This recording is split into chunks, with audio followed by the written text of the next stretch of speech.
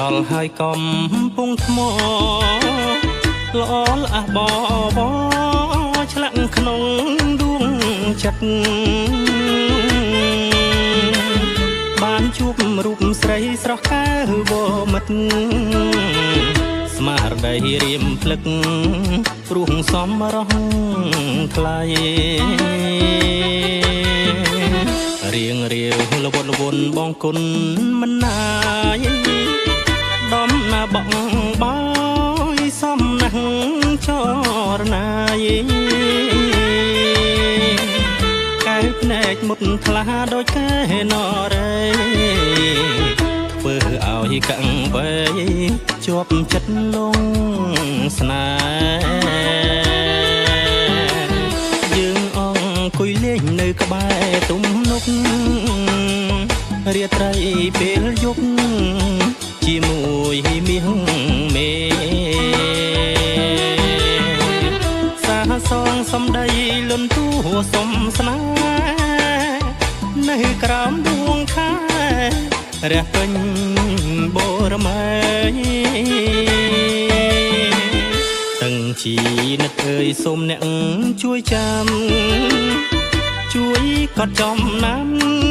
ស្នេហ៍បងនឹងស្រីថាបងស្មោះស្ម័គ្រមិនក្បត់ទេថ្លៃថ្នមថែស្នេហ៍ថ្មីមិនឲ្យសងការ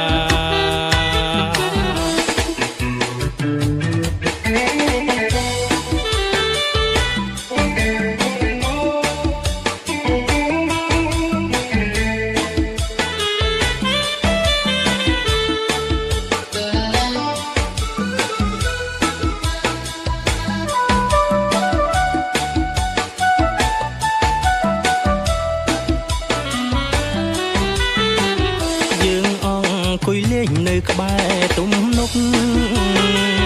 រាត្រីពេលយប់ជាមួយមាសមេសាសងសំដីលន់ទួសំស្នេហ៍នៅក្រោមដួងខែរះពេញបរមីទាំងជីនិតអើយសូមអ្នកជួយចាំជួយកត់ចំណាំស្នេហ៍បងនឹងស្រី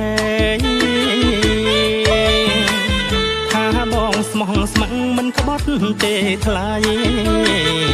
ថ្នមថែស្នេហ៍ថ្មីមិនឲ្យសងការ